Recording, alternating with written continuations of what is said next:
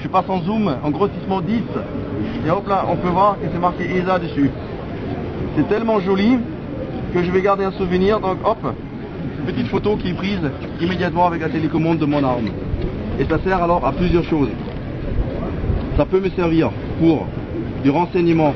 Je vois une personne quelque part, je ne sais pas, est-ce que c'est quelqu'un recherché, est-ce que c'est un ennemi, est-ce que c'est un ami, je suis simple fantassin. Je ne suis pas censé toujours tout savoir, c'est pour ça qu'il y a des gens qui commandent. Alors je prends une photo, j'envoie ça à ma hiérarchie qui commande, le chef de groupe, le chef de section. Eux ils font l'identification à ma place, ils me renvoient le message par radio, par ostéophonie. Je vous explique de suite ce que c'est. Ils m'envoient l'information me disant non c'est bon, celui-là il a le droit d'y être, laisse-le. Ou il dit ok, bien pris l'image, on va envoyer une équipe d'intervention pour faire une arrestation. Il peut avertir, vu qu'il y a la position GPS qui est intégrée, donc il peut avertir un tireur d'élite avec l'image en visuel. C'est fini maintenant de dire oui c'est un homme avec une chemise bleue, une cravate rouge. Non, non, il a l'image directement avec la position GPS pour pouvoir traiter la cible directement. On peut le faire pour des véhicules, pour des aéronefs. Pas tout le monde connaît tout en renseignement. Donc il y a une silhouette d'un char sur une montagne quelque part. Ah, c'est un de nous, est-ce que c'est pas un de nous? Prends une petite photo, on va chez le chef dit non, non, c'est bon, c'est un T-55, c'est un char russe. C'est bon, tu peux mettre une roquette, tu peux tirer, c'est pas un de chez nous. Ça peut servir aussi, comme je disais, en combat localité, pour traverser 2 pièces, juste pour savoir s'il y a quelqu'un dans le couloir.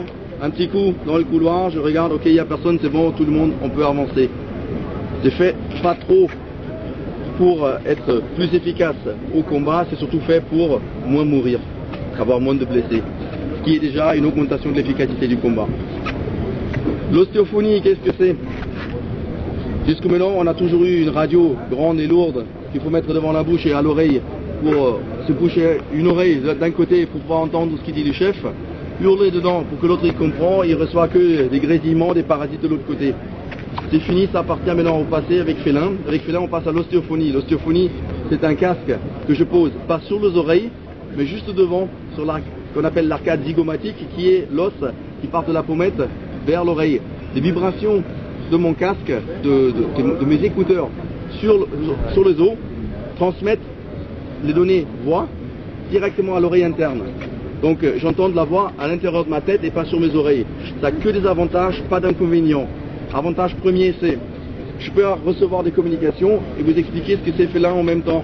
Parce que j'entends ce que vous me dites, si vous posez des questions, je peux vous répondre. Et je peux avoir en permanence un écoute sur ce que dit l'hiérarchie, sans que vous entendez quoi que ce soit. Deuxième chose, il y a trop de bruit, vous me posez trop de questions. Qu'est-ce que je vais faire? Je vais prendre des bouchons d'anti-bruit, je vais me mettre dans les oreilles, et j'entends toujours ce qu'on me dit parce que ça passe pas via les oreilles.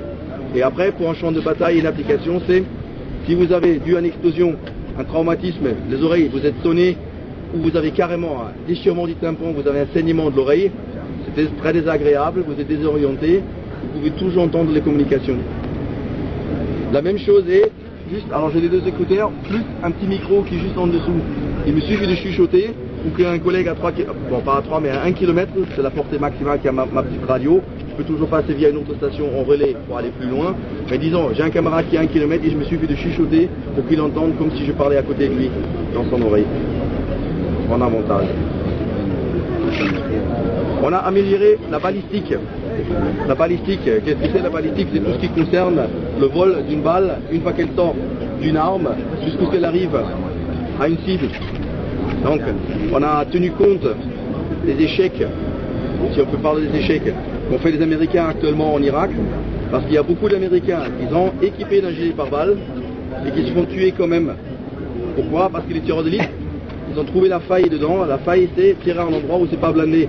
Tirer quelqu'un dans une jambe, ça l'immobilise, mais ça ne le tue pas. Mais si je veux le tuer, je passe par où? Mais je passe par les bras. Je les tire dans un bras. Un bras, c'est pas une résistance, donc la balle elle traverse le bras, elle rentre pile poil par le côté à l'intérieur du corps pour endommager les organes vitaux comme le cœur, les poumons, qui causent des dommages extrêmes et qui tuent. Sinon, au niveau du cou, qu'est-ce qu'on a fait? On a fait alors comme les chevaliers d'antan, on a rajouté des épaulières qui descendent un maximum sur le côté pour couvrir, pour combler un peu ce trou qu'on a dû au gilet. Donc il faut bien sortir les bras par quelque part. On a rajouté aussi un col pour un simple gilet.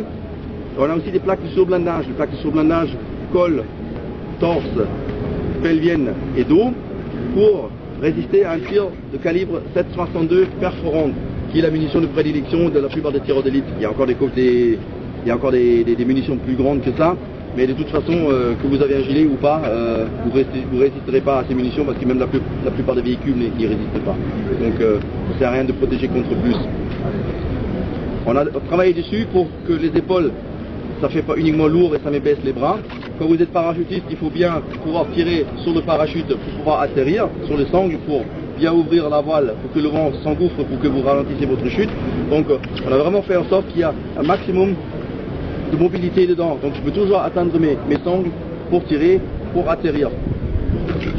Le deuxième endroit où les tireurs d'élite aiment bien tirer, vu que la plupart des gilets sont de taille unique, donc vous êtes très grand, le gilet vous arrive jusqu'au nombril, vous êtes comme moi un peu plus tassé, et bien le gilet vous arrive au mi-cuisse. Donc on a fait des gilets en 3 tailles, avec des sangles sur le côté, qu'on puisse vraiment ajuster le gilet dans tous les sens pour toute corpulence et toute taille. Ce qui évite alors que le gilet il descend le plus bas possible pour éviter un tir au niveau des hanches, pour éviter un tir dans les reins, dans la rate, qui peut être aussi très vite très fatal. Qu'est-ce qu'on a encore changé? Le treillis en soi, la fibre elle est déjà traitée avant de faire le tissu avec, et donc elle est traitée contre une détection thermique. Ça diminue vos émanations de chaleur pour, quand il y a quelqu'un comme moi avec une lunette infrarouge qui vous regarde en pleine nuit, au lieu de vous voir briller en pleine nuit, si je suis caché un peu dans les feuilles derrière un arbre, on me distingue largement moins parce que la chaleur elle est camouflée, elle est cachée par la tenue. C'est peut-être un petit truc qui va vous faire rire, mais elle est traitée contre la plupart des insectes rampants et volants, parce qu'il n'y a rien de pire qu'être allongé quelque part et être obligé tous les 2 minutes de taper parce qu'il y a les moustiques qui volent. Ou une fois que vous avez 5 minutes de pause, vous allez dans votre hamac et toute la nuit, vous n'arrivez pas à dormir, ça aussi c'est une catastrophe. Donc on a même traité la tenue contre la plupart des insectes. Vous le foutez 2-3 fois dans la machine à laver, il faut malheureusement recommencer le procédé pour retraiter un peu la tenue. C'est l'effet axe, mais à l'inverse, plus t'en mets, moins t'en as.